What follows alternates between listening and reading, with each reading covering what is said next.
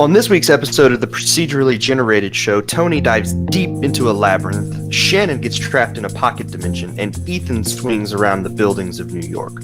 Also, we talk about some of the biggest news stories of the week and are joined by Jools Watsham from Atooi to talk about their games and his thoughts on the state of the Nintendo Switch eShop.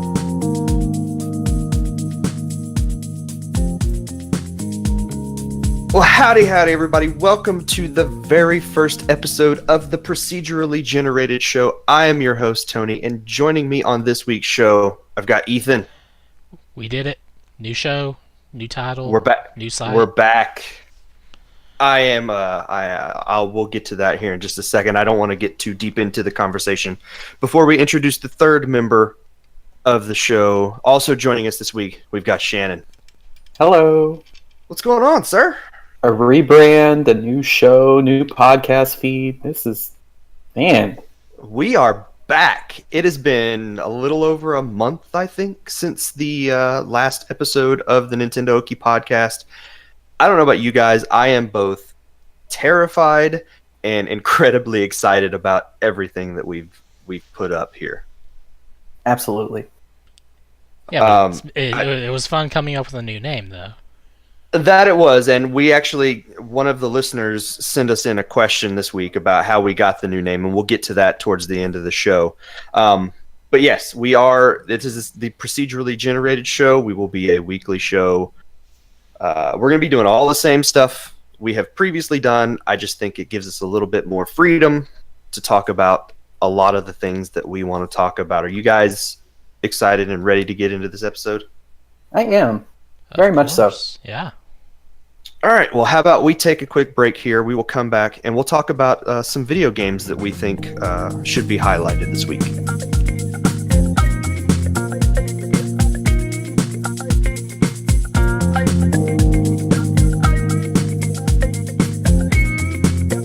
Okay, so before we get into the games we're going to talk about, let's just talk a little bit about how the format of the show is currently going to be.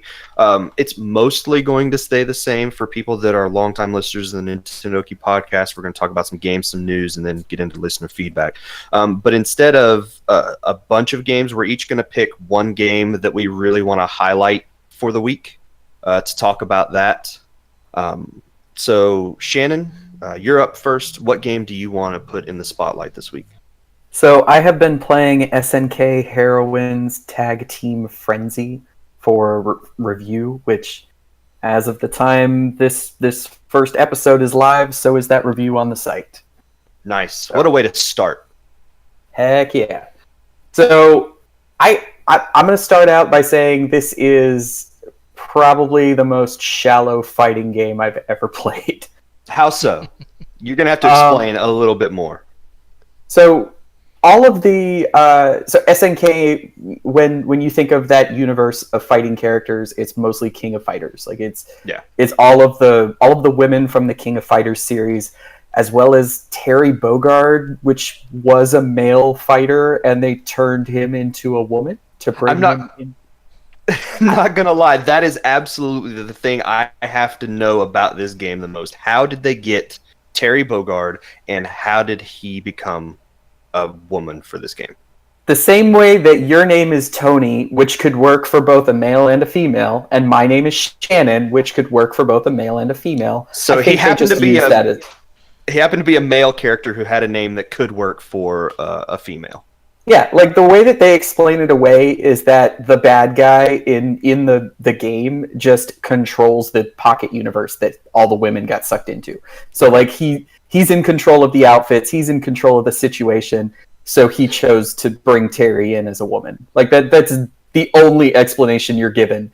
And then there's a bunch of every time I've gone through the story with Terry and another fighter, usually something gets brought up about the other woman wanting to bring back video proof of this happening whenever they get back to their real world, or him saying, "Don't you dare tell the other guys about this. I'll that kind of nonsense." But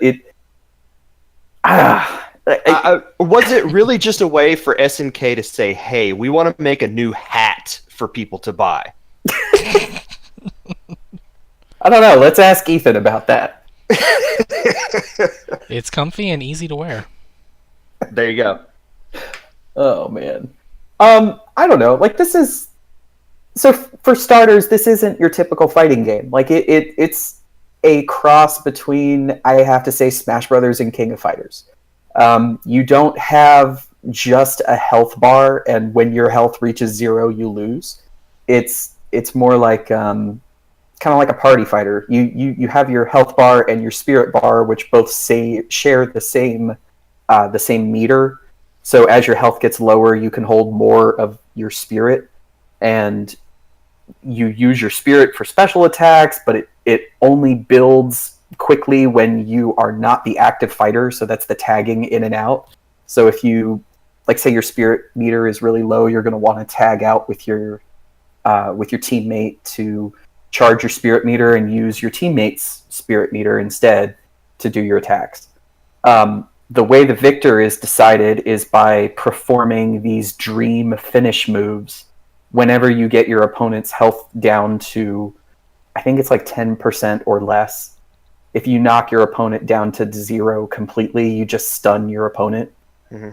So it's a really accessible fighting game. It's just you have a heavy attack, a light attack, a special button, and your finisher button.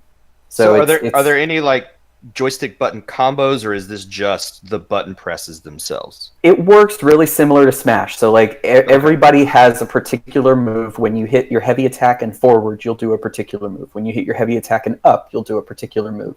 Okay. It's not like you need to learn a bunch of quarter circles and particular button presses for each character. It's pretty much you pick it up and everybody has a different look to the moves, but they all act pretty much the same way.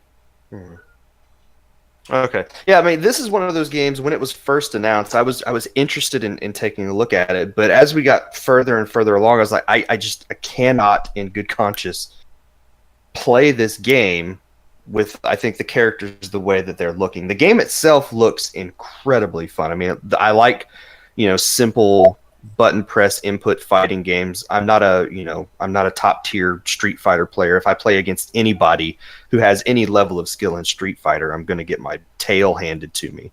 But I do like playing fighting games, and this is one of those ones that looked really fun to play, but I can't get past the look of the characters. So here's the thing.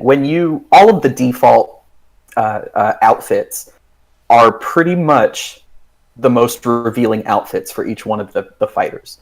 Okay. Which I think there's 2 characters. Their default outfit is their actual default from the series, though. I don't know. Yeah, I mean I can promise you it's not my.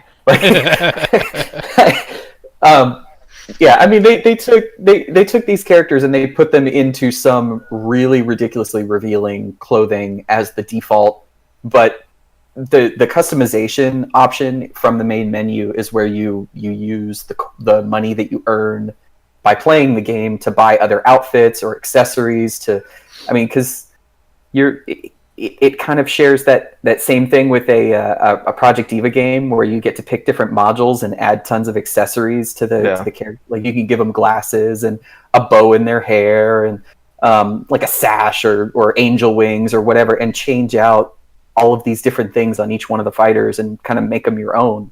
And, that gives the game a lot of replay value to unlock all that stuff. But the most publicly acceptable outfits are ones that you have to actually play a lot in the ridiculous outfits to unlock. Yeah. So. Okay. Ethan, have you had a chance to play this at all? Because I know you picked it up. No, mine is in the box right next to me still. I opened it up, tried on the hat. I did not try on the shirt. Yes, I guess I should say I got, like, what is it, the Diamond Collection or whatever it's called? You got the only way to get a PS4 disc. Yeah. So I have a physical copy, that's right. Yep. So yeah, I haven't installed it yet. The game is digital only for the PS4 unless you get that like collector's edition, but there is a physical version for the Switch, right? Right. Okay. Yeah. So at its core, it is a fun party game to play, but it is not very fun to look at. Like it's what am I trying to say? The game is well animated, very beautiful, but it is not socially acceptable. Okay. Well, is that it for SNK Heroines? Yep, that's about it. All right, I'm going to go ahead and go next because I've been playing a game that I want to highlight a little bit, but I haven't put a ton of time into it. And Ethan, I think you and I can probably talk about your game for quite a while. So, Yes. I have been playing, and I'm working on this for review as well. Review will be up probably sometime in the next week. A game called Labyrinth of Refrain, Coven of Dusk. This is a Switch game made by NIS America. And the easiest comparison I think to make is that it is sort of NIS's version of an Etrian Odyssey style game. It is a first-person dungeon crawler. Everything outside of the dungeons is done through menus, and you see the characters, just the portraits of the characters pop up on screen. They talk back and forth to each other.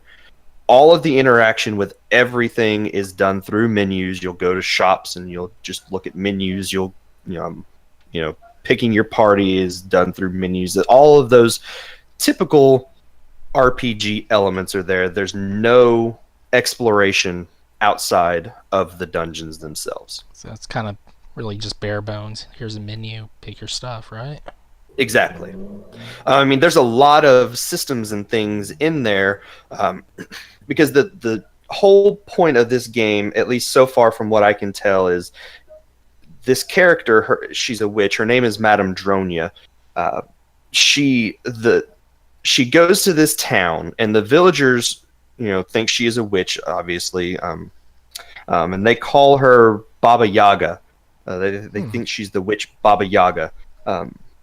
And she has a little kid who is her assistant. But they go to this labyrinth, or this well in the town, and inside the well there's a huge labyrinth, but humans can't go down into it. It's covered with this miasma that is poisonous to humans. And so she sends down these living puppets into the dungeons, and you can have I think right now you can have up to 5 characters. I'm about 3 hours into the game. You can have 5 different puppets that all have different classes. You'll have like a knight style, a ninja style puppet, a wizard style puppet, and they get all of the typical RPG trappings of those characters. So your knight takes a lot of damage, dishes out a lot of damage. Your wizard or your ranger type are much more frail. They need to be in the back line of your party as support style characters. But each of the puppets also can take damage so that parts of their body basically fall off. So if you lose an arm, your damage, the damage you deal isn't quite as much. Or if you lose a leg, you take more damage. If the puppet loses their head, basically they're out until you can get back out of the labyrinth, where there is a place in the menu that you can go that will let you repair your puppets, and it costs money, and you have to have parts for the puppets. So if you don't have enough parts, you wouldn't be able to heal them back to full health. You'd have to go to the merchant in the town who has parts, and there's different levels. So you've got broken parts and poor parts and really high quality parts, and the different parts have different levels. So broken parts are basically useless. So is it possible, to let's say you have a sword and shield, and you lose your sword arm, and then you're just stuck defending or something? No, it's not that. The systems aren't that deep that I have run into yet. You still always have a way to attack, but if you lose the arm that maybe would have been carrying the sword, you just don't do as much damage. Interesting. And so, you'll get down into the dungeon, and then you're doing the whole first-person exploration thing. You don't have a map. You're filling in the map as you go along, just like an Etrian Odyssey style game. The only difference is it's filling in the map for you. You don't have the ability to sort of map it out yourself and highlight different points of interest and things like that. It's doing all of that for you, which some people are fine with. I really like the Etrian Odyssey games, and the customization to be able to make the map look the way I want it to is really nice. I'm still pretty early into the game, like I said, 2 or 3 hours into it, and I've gotten to a point where I'm a little stuck and I'm not entirely sure what to do. Ethan, you and I talked about this earlier in the week, where I've explored what I think is every inch of this dungeon that I can, and there are 2 spots that I can't get past. There's a door that's locked that tells me there's a button somewhere that if I press the button, it'll unlock that door. There's another one where there's a hallway, and at the end of the hallway, standing right in front of another door, is this zombie-looking human who is talking to me when I walk up to him, but I can't understand what he says. And it won't let me proceed past him, I'm assuming, until I can translate this language that he's trying to speak. I still say you got just beat him up and go on. I can't. It won't let me do anything like that. Believe me, I've tried. That's just lazy programming. There's no way to interact with him other than talking to him. So I'm a big fan of these first-person style dungeon crawlers. Etrian Odyssey is one of my favorite RPG series, and this definitely feels like that. So if you're a fan of that style of game, it's sort of a throwback to old PC, NES, early dungeon crawlers, and I'm really liking it so far. But like I said, there's a couple spots that have me a little stumped at the moment, and I'm sure it's going to be one of those things where at some point something's just going to click, and I'm going to immediately, sort of hit myself in the head and realize that and hopefully it shouldn't have taken that's me. Clicking. Yeah, as long as it did to figure out these puzzles. So that's what I've been playing this week. But I'm really, really interested, Ethan, in hearing what you've been playing. I have been playing Marvel's Spider-Man on PS4. Are you part of the outrage mob who's mad at the puddles disappearing? I've seen plenty of puddles on there, and I have nothing to be mad about over that. No. So I mean, how does the game? Let's just get that out of the way. How does the game look? Looks beautiful. As you're okay. Really, really good. So, anyone assuming there's a downgrade, there was a Digital Foundry video that actually proved there was like an upgrade to everything. Really? So that's a very interesting point. I need to go back and rewatch that video again, but. I actually saw a couple of screenshots of people who were saying, this game is a downgrade because his suit's not as shiny, and there's like a tear, or what looks like a tear or a rip where some of the seams or the stitching is on his his costume. I love that they put the little green arrow on there like they did in Paint. And people are like, oh my gosh, they put a green arrow in there. Why would they do this? And see, to me, it looked like it made it look more real because it looked to me like the stitching was coming loose. I'm thinking maybe they were just picking places where let's say like in some games where like a joint is bent a certain way, you have the texture or something become different right there, and so they're just nitpicking over a small little detail is all I can assume. But the fact that the suit's not shiny, that was a creative choice to make it look more like a cottony fabric instead of a nylon plastic. Okay. So, I mean, granted, I would love the shiny suit myself, but I mean, he's Peter Parker. He can't exactly go out and afford the most expensive fabrics. Yeah, so you work with what you got. And, I mean, you look at the first suit that he gets on there, and you basically start out in a suit, and it's getting torn up in the very first mission on there. Okay. So that's one of your priorities is to get that fixed right away. Hmm. But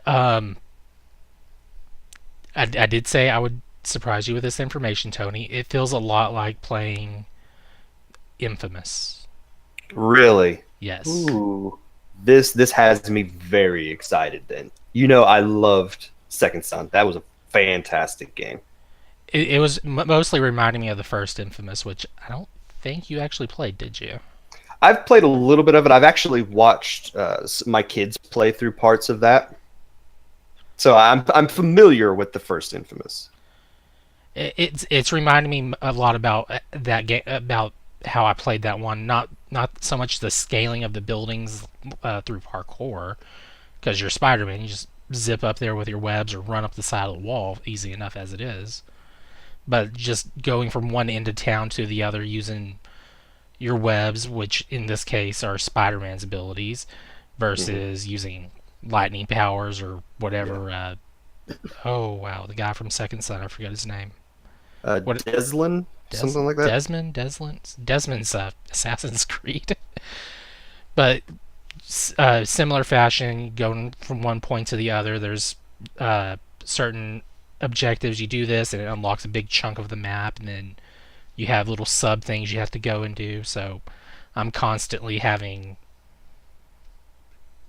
uh, areas become unlocked through on the map that so I can see more, and then just because I did that, I can see uh, various points of interest, and as you progress in the game, more things become unlocked throughout each of those areas as well. So, Okay. uh, That feels very much like a Infamous style game. yeah, uh, one of the first things you unlock is you go to the zone, get the map, and there's like three other ones to unlock in a zone to get the full location for that section. And the first thing that you have as a collectible is your backpacks. And so I spent, I don't know, probably 2 hours just getting all the backpacks that I could and got that out of the way. Did a mission, and then it unlocked another thing. So I'm going all over the map doing a secondary objective again. Just it keeps piling up. It's great. I'm loving it. Nice. And it makes sense that the game feels like an Infamous style game, considering that Insomniac is doing the development of the game. Very true. They have the So formula Some down too. It works really well with Spider-Man. yeah.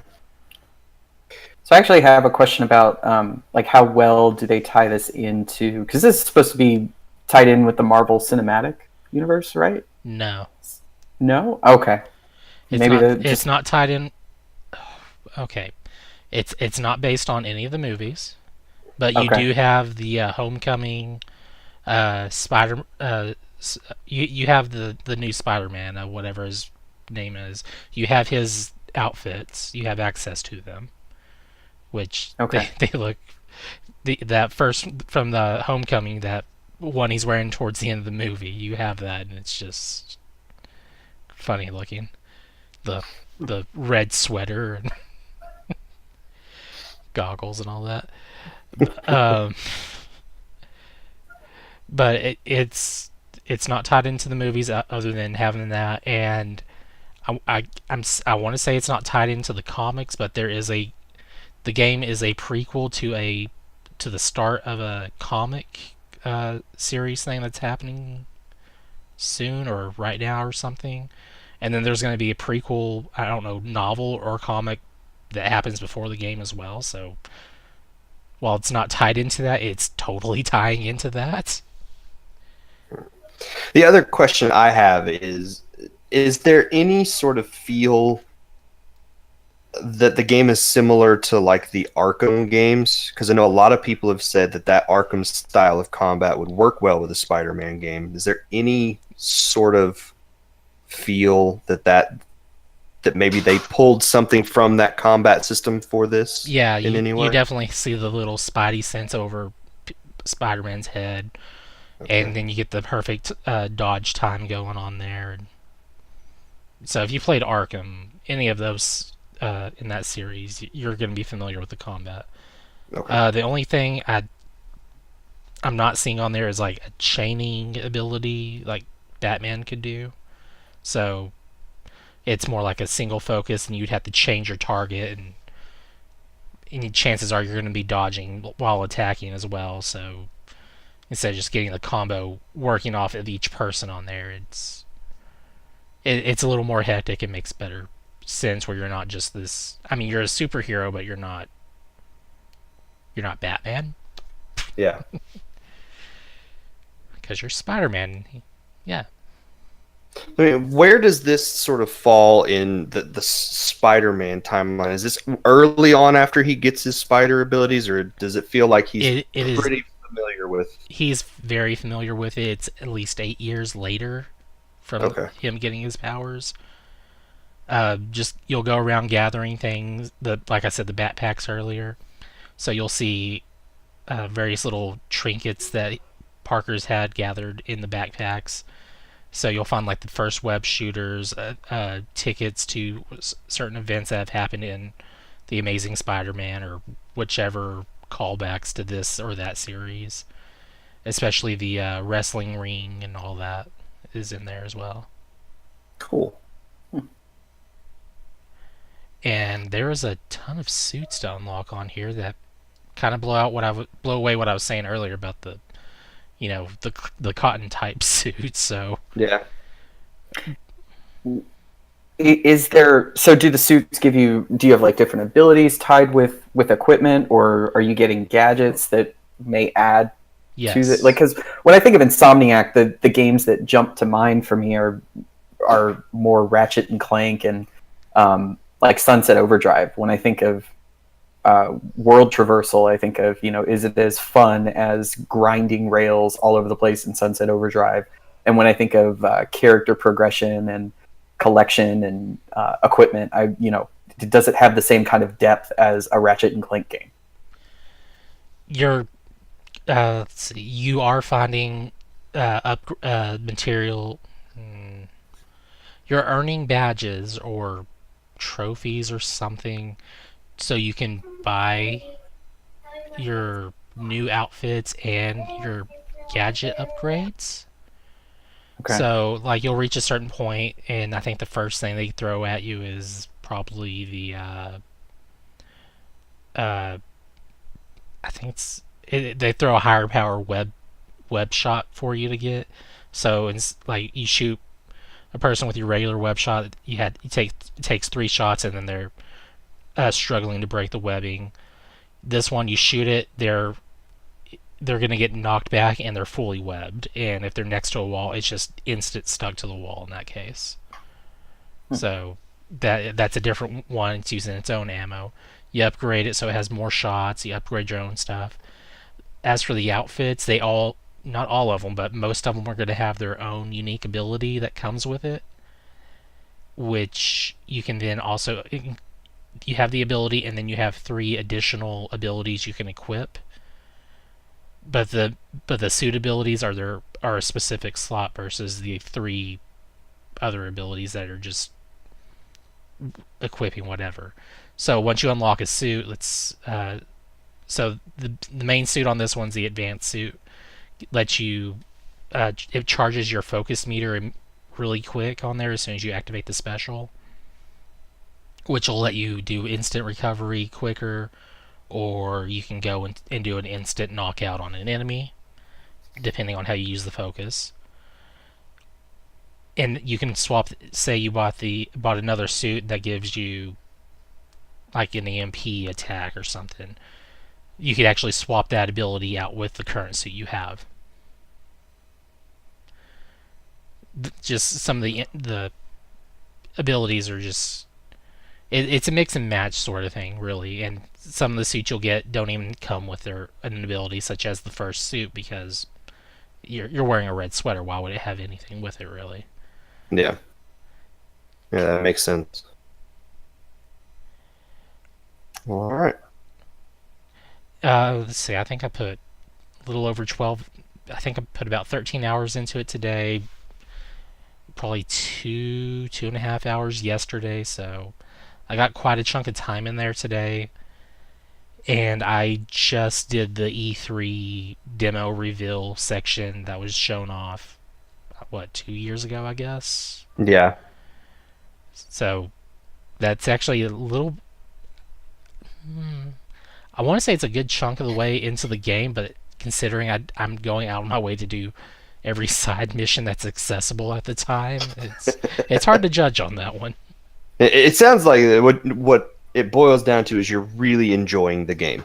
Yeah. Oh, there's also a leveling system as well, so you learn so much experience for defeating enemies and doing missions, and you'll get to level up abilities, select new moves, and some of them are even helpful for traversing the location across New York a lot quicker.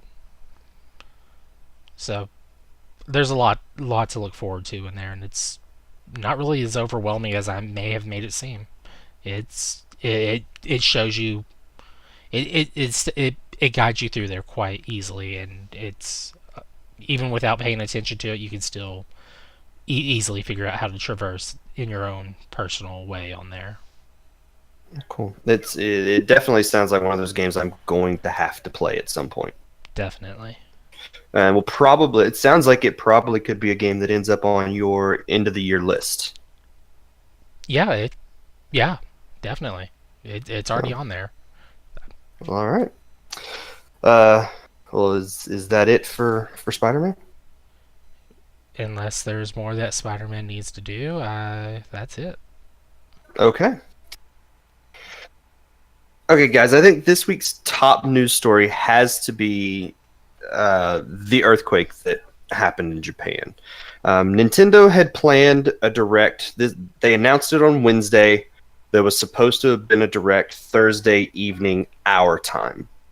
Overnight Wednesday, an earthquake registering 6.7 struck the island of Hokkaido, and we woke up basically to announcements that the direct had been postponed because of those earthquakes.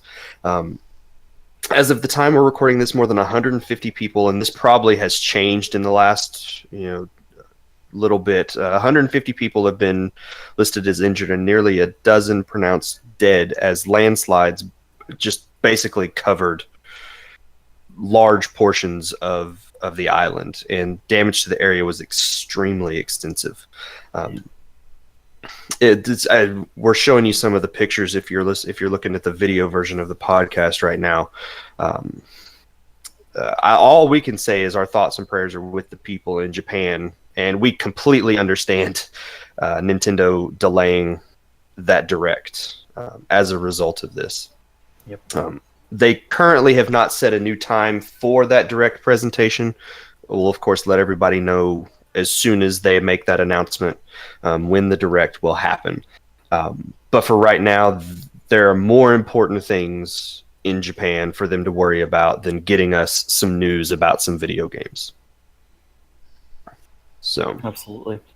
One thing, I know this is just loosely related, but I played a lot of Splatoon over the course of the weekend, and what I thought was really cool was seeing how many people used their Splatoon message to do stuff like pray for Japan, or walking around and seeing all the graffiti like our thoughts and prayers are with the people of Japan. Seeing that kind of stuff. That's cool. Yeah. I noticed a lot of that too. We had some of us had gotten together to play Splatoon. You and me and Micah and Shelby to play Splatoon. I noticed a lot of that as well.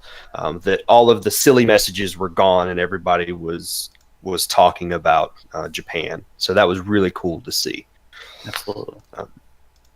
Because of that, though, I think that screwed up a lot of marketing plans for some companies. Because we noticed a lot of strange sort of announcements that came out of left field this week.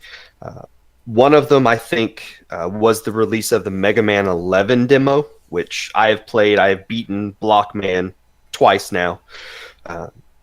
I'm interested in Mega Man 11. I'm going to need a little bit more time with it. But that demo just sort of appeared out of nowhere on the Switch Thursday evening. And then Capcom put out a press release saying that it was available on the Switch. And then on Friday, it would drop for the PS4 and the Xbox One. Let's see what else. Square Enix on Friday, there was I woke up on Friday to a bunch of people on Twitter posting about rumors of Final Fantasy 15 on the Switch, and I thought that seemed a little strange because I hadn't heard a lot of talk about that. You mean Pocket Edition? Yes, and I was going to get to that here, that it was a release of the Pocket Edition in HD for the PS4, the Xbox One, and the Switch. And Square Enix did, I think, Friday afternoon confirm that was in fact the case. It actually became available on the PS4 and the Xbox One Friday afternoon. It's not currently available for the Switch. They are just saying it will be available soon. I think that was probably supposed to be one of those it's available now type announcements during the Direct.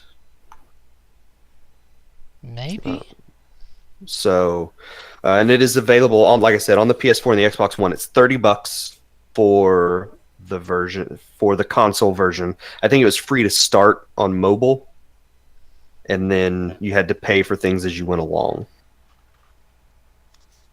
But if you don't know what that is, Final Fantasy 15 Pocket Edition it's a sort of chibi version of Final Fantasy 15. It's got a slightly revamped battle system.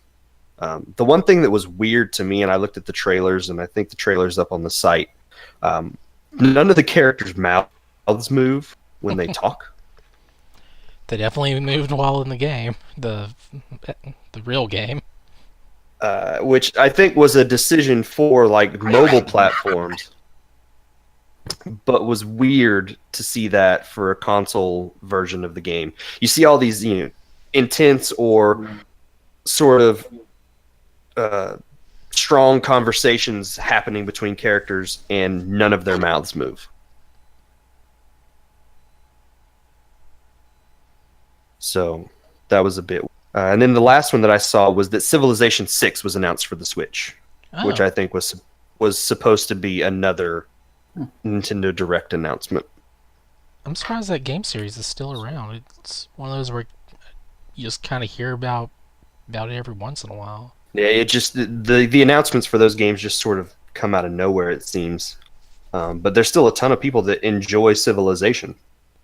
I've still never played one. Really? I think I played Civ 4 on PC. See, I didn't even know there was a 5. Yeah, that's been out for 2 or 3 years now, I think. So, yeah. So, we don't know when that Direct is going to happen. We don't know if maybe there's going to be some changes to that Direct because some of these games that have been announced since Thursday were supposed to have been part of that Direct.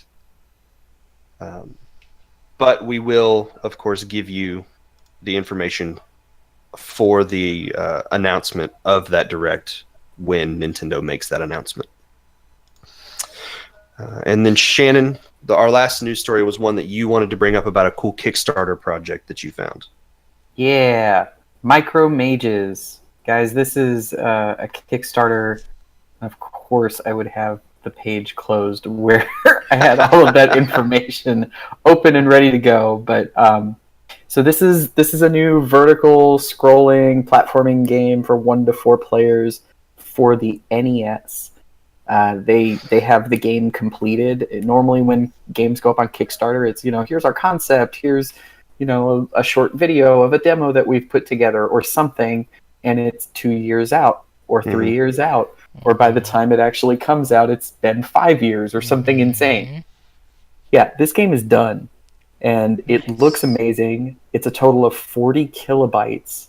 So it fits on an actual NES cartridge and not like you are talking about a brand new NES release and not an NES style release. Yeah, brand new NES game that they are releasing on actual NES cartridges that you can go to Kickstarter. They're basically using Kickstarter as their storefront for the first run of this game. So yeah, you can order an actual cartridge for like $45 on Kickstarter, or they're also making the ROM available for like $8 or $9. It's fairly cheap. Kickstarter ends on October 5th. It's called Micro Mages, looks awesome. I really like they even, if you look in the Kickstarter, they have a second video, not just their little promo, but they have a second video basically explaining how they programmed it and kept the game so small, and they explain the actual NES coding language in a way that makes it fairly understandable. It's a nice little 15-minute documentary on how they made it work. So Nice. Yeah, and the Kickstarter project runs through October 5th, I believe. Yep, October 5th. And as of the time of this recording, they've made $62,000 of their $17,000 goal. Guys, this game seriously looks cool. I mean, It looks really, really nice.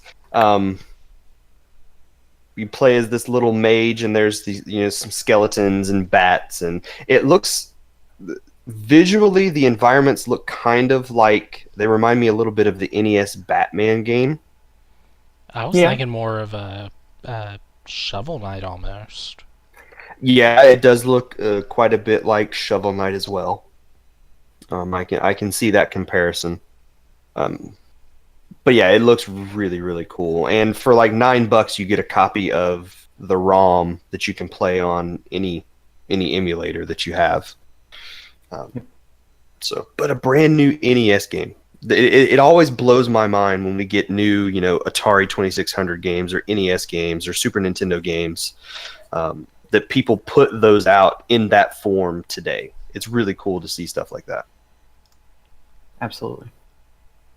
I just wish the seal of approval was the actual Nintendo seal of approval on the game.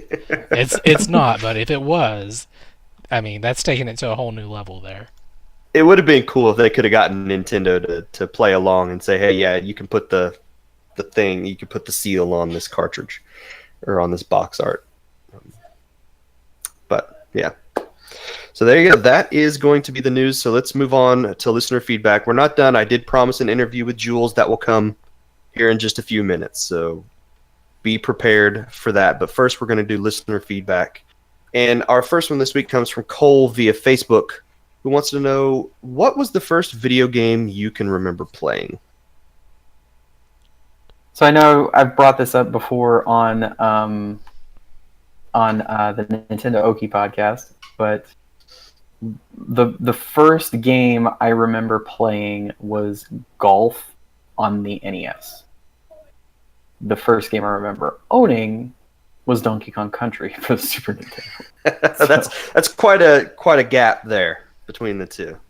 Yeah, I just remember playing, like being at my cousin's house and playing golf on the TV because that was just what everybody was doing. So yeah. I couldn't tell you. I don't really have a memory of that first game I've ever played. It would have been something on like the Atari 2600. I have memories of like writing in the code on a Tandy computer because you had to write the code onto the computer to play anything on it. But I could not tell you anything I played on that. Stuff like Circus on the Atari 2600 or Night Driver or Pong or Breakout. Those are the kinds of games that would have been the first games that I would have been playing. Gosh, I don't know why I didn't even think about this. Like Math Blaster on. Oh wow. On. I can't even remember what computer it was. I remember playing Math Blaster in like second grade. Remember that being a thing. Mm-hmm. And of course, Oregon Trail on the Apple during computer class, things like that. And what about you, Ethan? Do you have any memory of the first game that you played?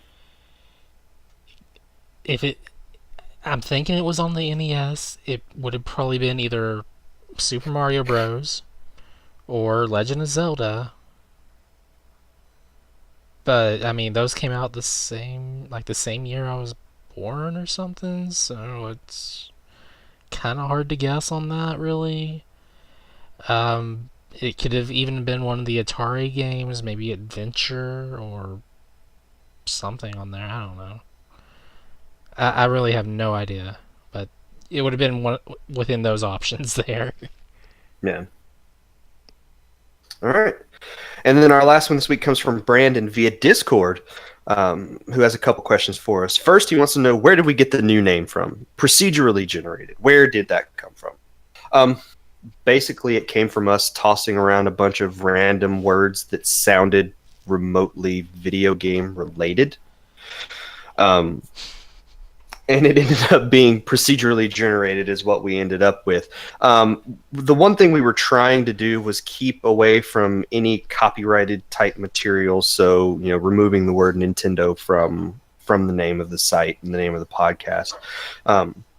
In case we ever decided someday we wanted to put the logo of the site on a bumper sticker or a t-shirt or a mug or something like that, that way we could do something like that. The other thing that I was trying to keep in mind was removing any geographical type references. When I first started Nintendo Oki, it made sense. I was by myself. I only had Nintendo systems. I lived in Oklahoma. The combination of the two made sense. But as we grew, we started to get people from Texas and Tennessee and the New England area and across the ocean in the United Kingdom. So those names started to make less and less sense, and people wanted to talk more about the games they were playing on the PlayStation or the Xbox or the PC. And procedurally generated just sort of it gives us, I think, the freedom to kind of do whatever we want. Because procedurally generated games, they change all the time, and that gives us the flexibility to make changes, to do things that we want to do. If we want to talk about TV shows for a while, we could talk about TV shows. If we wanted to talk about, Shannon has talked a lot about yo-yos in the past, or Ethan wants to talk about anime, that kind of stuff. I'm trying to find all the names I was throwing at you trying to figure this out. We tossed out a ton of different names. I think Console Bandit was one we had locked onto for a little while. VolcanoOnion.com. Yeah, Volcano Onion was another one we had thought about. Yes. I said I was going to go throw more random game terminology together to see what I came up with. Tony said random game terminology is a podcast. And then following that, I think I threw out Lootbox Oki because at that point we had already decided on this name, I believe. So I'm still going through the list here trying to find it, Tony. Yeah. Wow, so, it's like I said it and you went and just registered it right away. This was the one that just it sort of made the most sense for us, I think. And I really like it. I do. And I hope everybody else out there, the feedback from the community so far has been really positive about the name change. That's one thing that I know I was really dreading. I don't know if you guys thought the same thing, was that if we decided to ever change the name of the site, that people were just going to revolt. And that didn't happen. It was all positive reactions to what we were doing. So that made me feel a lot better about it. Yeah, I think it's a really good name, and it should work out really well for us. Mm-hmm. And then, lastly, he wants to know, he's got a Spider-Man question. He wants to know what Spider-Man suit that's not the black symbiote suit or a movie suit is your favorite. I had a suit immediately pop to mind. I actually had to go look up what it was called, but it's the Future Fan for Spider-Man. It's a white costume with sort of black accents, the black Spider-Man logo, and some other black accents on the side. I'm a big fan of white things, like white sports suits for football teams and things like that. I really like that white Spider-Man suit. Yeah, that Future Foundation suit is really cool looking. I think that's the Fantastic Four suit that or the suit he wore when working with Fantastic Four or something. It's very similar in design to the anti-Venom look, really. So it's really cool in my opinion.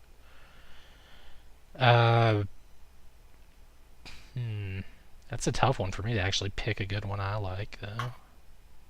I think my favorite is probably the Tobey Maguire one where he is fighting Bonesaw early in the beginning in the wrestling ring. The one where he just sort of grabs stuff out of his closet? Yeah. Yeah. It's like a red hoodie sweater thing. Yep. Or no, he was wearing like a Nike sports shirt thing, wasn't he? Over like a blue thing. I'd have to look it up. I can't remember. I and just remember. It's just whatever he liking grabbed that. from the closet that worked for him. Yeah, I mean, it was just a casual thing that kind of fit the look he must have had in mind at some point. Like a ski mask over his face. Yep. Yeah. What about you, Ethan? What suit would you pick? There is a lot of suits that I've seen since I actually started reading the comics. I really like the Superior Spider-Man suit, which is when Doc Ock took over Spider-Man's mind for a while, and the Amazing Spider-Man series was over, and Superior Spider-Man was starting, and then they switched back to Amazing Spider-Man, so they switched back to the original suit. So you don't get to see the awesome red and black with the cool little gauntlets anymore. Which whenever I think he got the symbiote on him, became Superior Venom or something, and it was pretty awesome. They had like a tail and everything. Yeah. Well, all right. Well, that is going to be the end of the show for this week. So thank you, Shannon, for being on the show this week. It was a pleasure. And Ethan, thank you as well for being on the podcast. Crap, I forgot what I was going to say. Well, that's a perfect way to end it right there. Great. First episode, already messing up. Good job, me. That's the way we do things around here.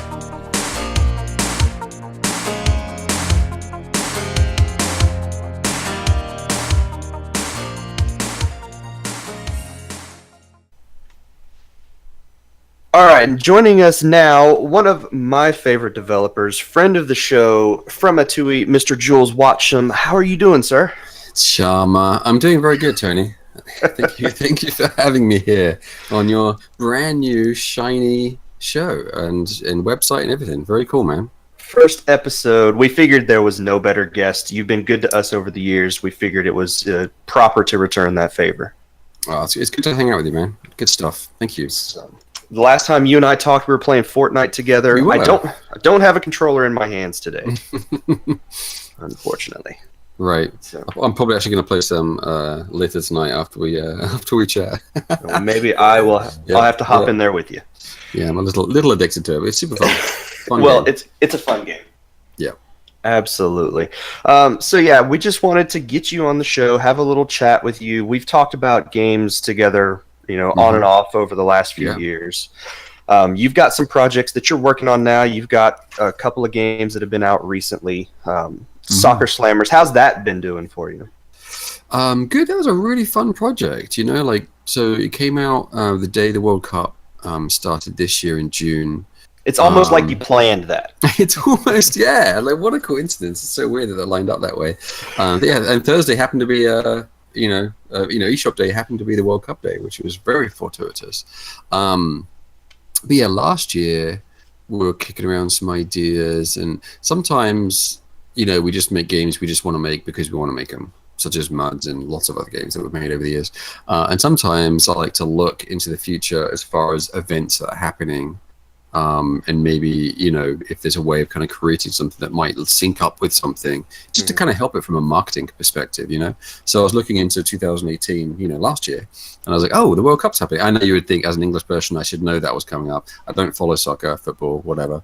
But but I was looking into what was happening this year, and the World Cup, was on the list, and I was like, ooh, we could make a fun arcade soccer game. That'd be super fun. So long story short, we kind of started making it last year, and Phil, who's the programmer, and I was doing the design and the art and the audio. We got together and made it, and amazingly, got it made in time for the World Cup. And it's just a really fun. It was a fun experiment to see, can we boil soccer down to its essence in the same way NBA Jam did. Yeah. Very simple 2-on-2, Do we add a goalie? Because at first we didn't even have any goalies, and then we ended up adding like really, really bad goalie. So at least there's some chance of your shots being actually saved. And just figuring out, the abilities and what can you do? And you can slam people, you can run. Can you run when you have the ball? Is that different than running without the ball, etc.? All the fun kind of decisions you have to make on how do we make this fun. For people just, not taking itself seriously. At the end of the day, it's a party game that 4 people can play and just have fun.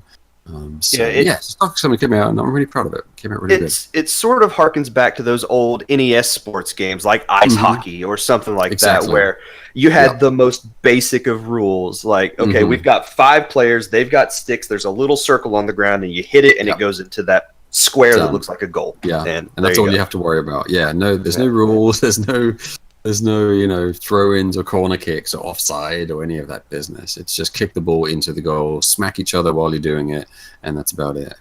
I'm really proud of it. It's really, really fun. In 2020, that's the next big event with the Olympics. So I'm expecting something, and I want you to take a page out of Nintendo's playbook, and I want to see something like Mutant Mudds and Hyper Light Drifter at the Olympic Games. Right. That would be nice. So yeah, that'd be cool. You never know. We have a few things we're kicking around, a few ideas. We have brewing. Maybe not in the Olympic realm, but in other realms. But yeah. That was maybe a wrestling game around WrestleMania time, something like that. Exactly. Something like that. So, and Soccer Slammers was our 4th game that we've released on the Switch so far. Really? Which is pretty crazy. Yeah, we did Mute Mods Collection in December last year, and then we did Zeo Drifter, I think, in February, and then Totes the Goat came out in March, I think. I may be getting these mixed up a little bit, but I think I'm on track. And then Soccer Slammers came out in June. So yeah, it's been a nice little run, it's been really cool. Yeah, and Totes the Goat was one I played when it came out on the Switch. I think I actually won a code on Twitter from you for that game. Nice. And ended up really liking it. I can remember playing it back when it first came out on mobile, and the controls didn't feel quite right to me. But playing it on the Switch with the buttons, something clicked with that game, and I enjoyed that game a ton on the Switch. Awesome, thank you. It's fun to move over. Another game you've worked on came out on the 3DS. We talked about this a little bit before the show. You did a Kickstarter for this, and it's coming out to the Switch sometime, hopefully soon. Yes. Chicken Wiggle. Yep. We did the Kickstarter in April. It ended in April, I think. Yes, I think it ended in April. Gosh, I'm losing track now, but whatever. I think it ended in April. We did a Kickstarter earlier this year, and it was successful, which is amazing. And we released the original. Well, the story behind the original 3DS version is, let me think now, what year is this? In early mid 2016, I guess. Yes, wow. The idea of Chicken Wiggle was being kicked around before it had a name, before there was a chicken or a wiggle in it. And the original idea is I had an idea for a player package which was really tight and simple. You couldn't jump very far, you couldn't climb very far, and that's why you had to rely on, which ended up being the wiggle, to kind of grapple yourself across, large chasms or up to high ceilings you couldn't otherwise get to. So that nice kind of balance of my actual innate abilities are pretty limited, so I'm going to rely on this other ability to get me to other places. So I really like that simple little player package. And actually the original idea was a kind of really a 2D version of Pushmo. Literally, you would draw pretty pictures with a stylus, and you would create a level that would then generate a QR code. You would share it, and there you go. It would be done. It was going to be like a 3 to 6 month, long project for development. For us to make it, and that's how it started.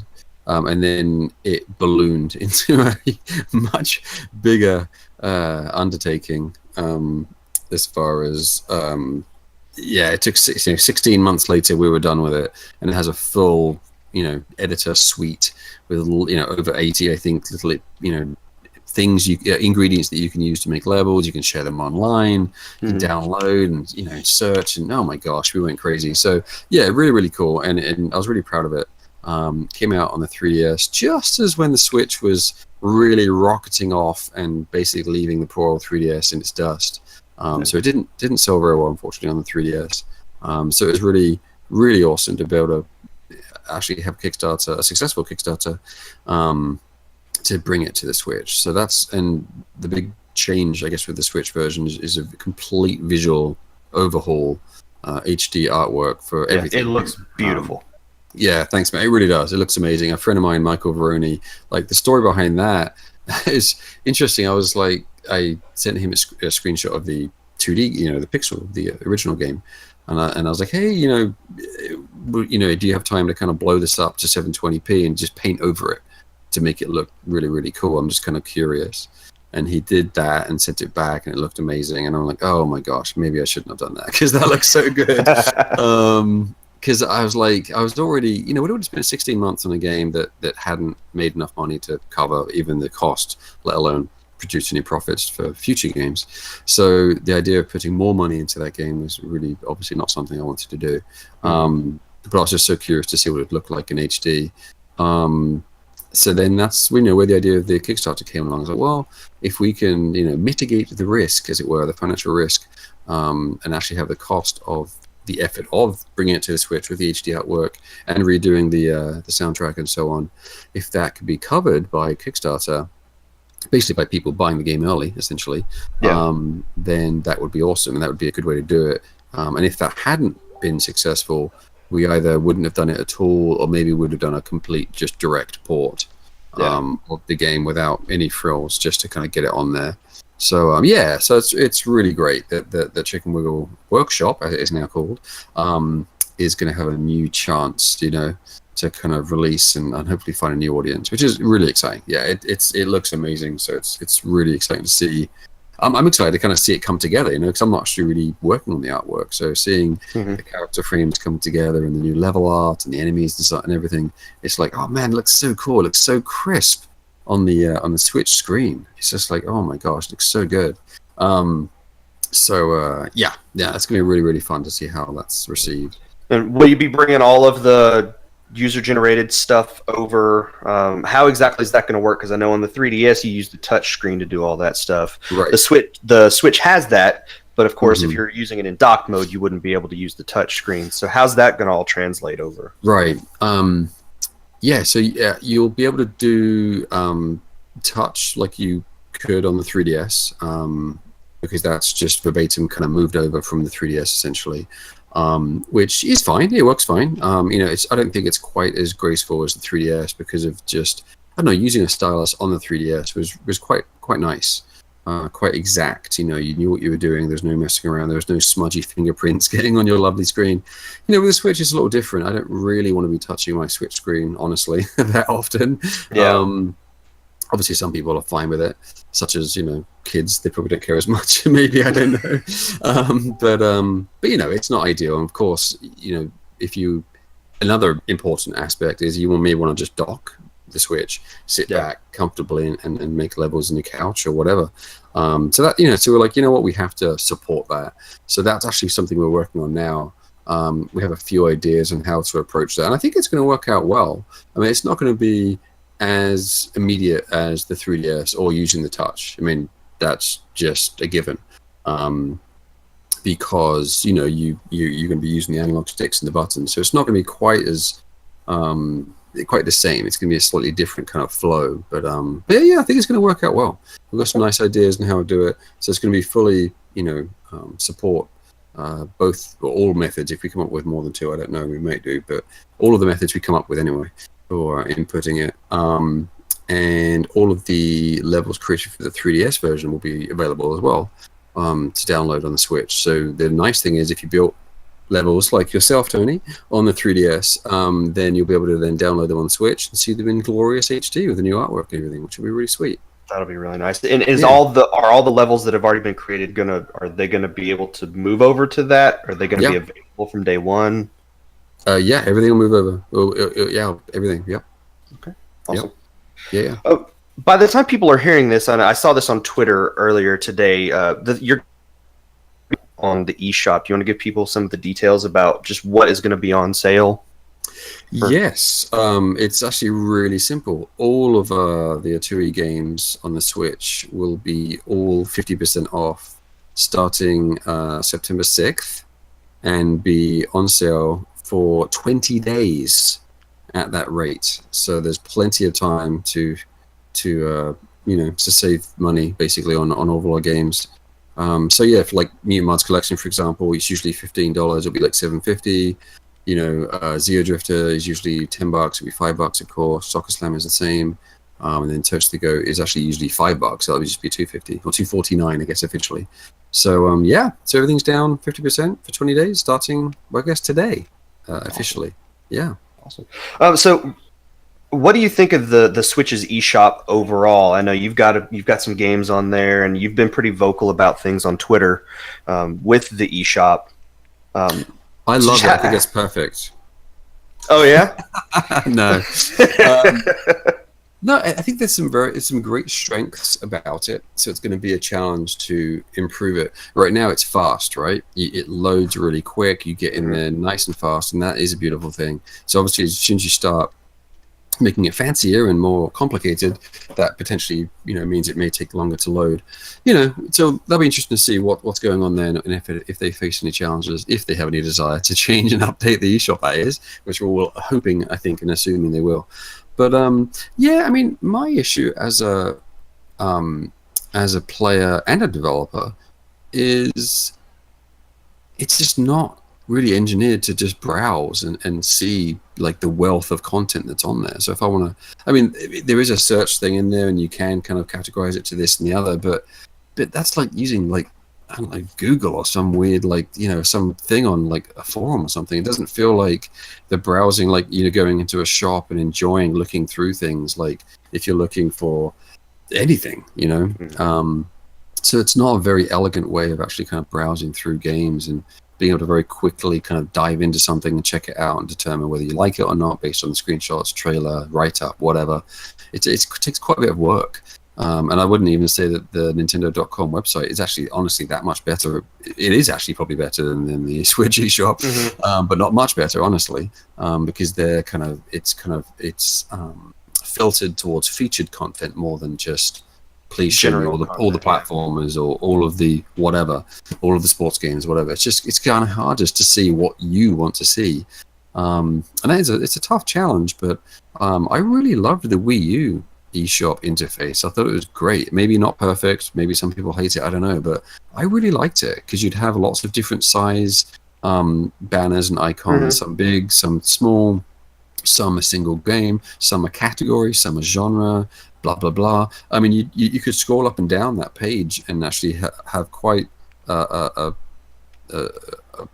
wealth of information kind of presented at you on one single page, which is quite impressive. And it seemed like it tailored some of that content towards you based on the things that you had purchased in the past. I don't know if that's true, but it did feel like that. I don't know if it had some way of knowing what you had, and maybe it at least would delete those from the list, knowing that you didn't have them, or whether they're like, hey, you've bought some, platformers or whatever. Here's a platformer. I don't know if it would actually use the information and tailor it towards your.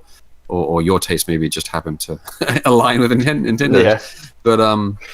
But yeah, I think it needs an improvement because from a developer's perspective, it's really challenging where you release a new game, and I think typically your average developer will release the game on whatever day they release it on, whether it be the Thursday, the eShop day, or some other different day. A lot of people now are releasing on Friday, which is an interesting strategy, because right now they're listed in the order of release date.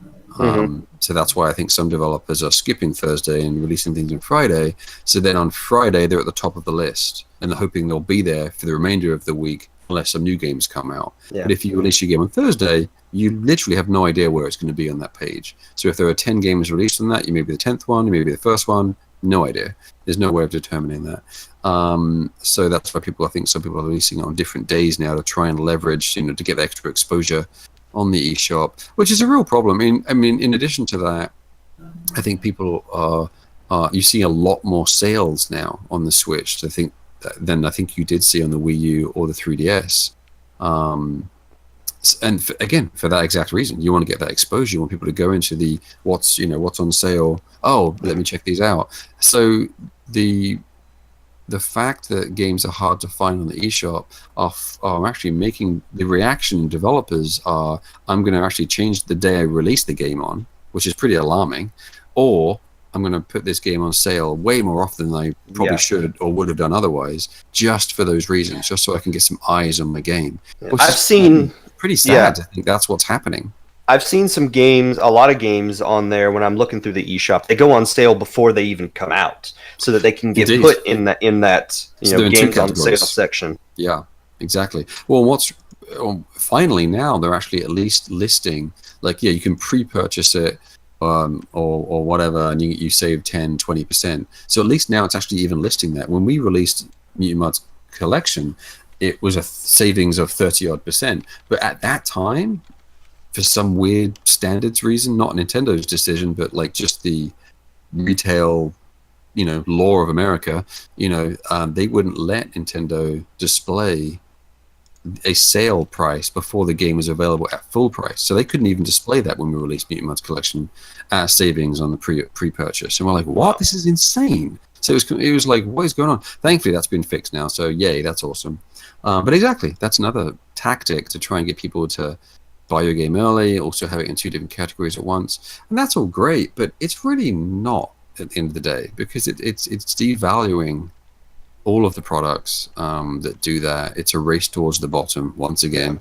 It's not healthy, because the only reasons people are doing this is because they're desperate for attention and having eyes on their games. And it's not necessarily Nintendo's responsibility to do that, but the fact is, if they don't take that issue seriously, it is and will have a negative impact on developers, and they may that may affect their decisions moving forward potentially, which would be a terrible thing. Absolutely. Ethan, do you have any questions for him? It is really hard to get a word in. You two just chemistry with your conversation. If I'm going to ask anything, it's going to be Mutant Mudds related at this point. Sweet. The boss fights in 2. What kind of... it sounded better in my head when I was thinking about it. It was a natural question at that point. In Super Challenge, you're referring to? Yes. Sorry, I called it 2, didn't I? No, that's cool. I thought that's what you meant. I was just checking. My apologies there. Did you have any other boss fights that you were playing around with that didn't make the cut? Or? Yeah, that was a tough one. Super Challenges, it was a weird project because, again, it was similar in some ways to the way Chicken Wing kind of ballooned in scope.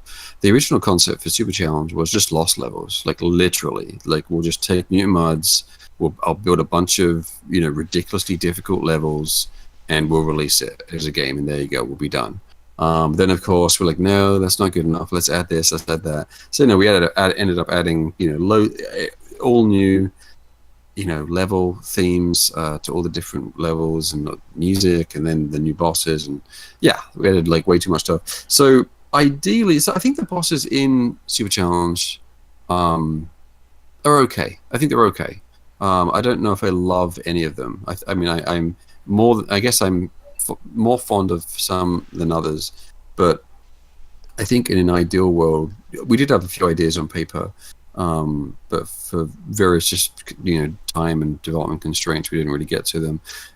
What I really wanted the bosses to be more kind of centered around would be the different layers, going to the background, going to the foreground. I really wanted the bosses to be very much around that concept, because that is at the heart of Mudds, of course. We pulled that off with a couple of them. I love the Ghost Boss. I really love the Ghost Boss. That's probably my favorite. Yeah, he can be a challenge for me. Yeah, he can be pretty tricky, but I just love the way the background changes each time you kind of do the loop, and you have to time your jump into the foreground and then shoot him and then go back. I really like that one. I never unlocked a boss in Super Challenge. That it doesn't surprise me. It's not easy. is because you have to get every level, every gem in every level, and I think. Let me think. Is there a secret? Then there's a secret level in every level. Do you have to get that one too, or not? I think you have to get all the gems in the secret level as well, if I remember. Yes, you do. Good lord. But you don't have to find the secret character. Right. So you have to get 2 water sprites and 200 golden diamonds or gems, I guess, in each of the 4 levels leading up, I believe, which is a pretty tall order. Yeah, I was able to beat the first muds, but I never unlocked the boss in Super Challenge. That game is hard. It's yeah, it's ridiculous. Completely ridiculous. That first boss can be a challenge if you... He's tough. Yeah. He's really tough. So, we did have some ideas. Like I say, I mean, I'm okay with the bosses that are in there, but I know they could be better, and I think if we do another mods in the future, I will definitely spend more time on making sure that they are kind of what I ideally would have liked them to have been on that one. But they turned out pretty cool. It was a nice. The bosses kind of gave me a Yoshi's Island vibe for like you get to the boss there and then like someone casts magic and it's like a normal monster. The scaling one. Yeah, totally. Yeah, no, totally. That definitely was inspired by that. Yeah. Like the way it grows and everything. Totally. Yeah, it was pretty definitely. Cool. Definitely inspired by that. And the mage, like the magic one, you kind of jump in and out of the background on that one as well, which is kind of neat. So I think in the end they turned out pretty cool. I think we really put a lot of work and effort into making them good. But like I said, I wish we did a bit more kind of back and forth. That's something I really liked about Warrior Land and the Virtual Boy. Like their bosses were very much based on the depth. The bosses a lot of times were in the background. And they would throw things at you into the foreground, you dodge against stuff. It's really neat. I always thought that was a neat kind of component that I wanted to take more advantage of. Well, we could sit here, us three, and talk the entire night, but our time is coming. That's true. Close to an end. But I have to ask one more question. There's another game that people have been wanting to know about for a long time. Is there any update on Treasure Knots? I don't have a specific update, would be the short answer. It's being worked on. It will be released eventually. That's all I can say. Actually, I've even stopped giving time estimates on when it's coming out because I'm clearly wrong every time I do that. So it's it's something that will definitely come out sometime. It's not something that it's not cancelled. It's not like we're not going to finish it. We are going to finish it eventually. It's something I'm really excited about. It's just the reality is we're tiny as a company, we're a very small amount of people.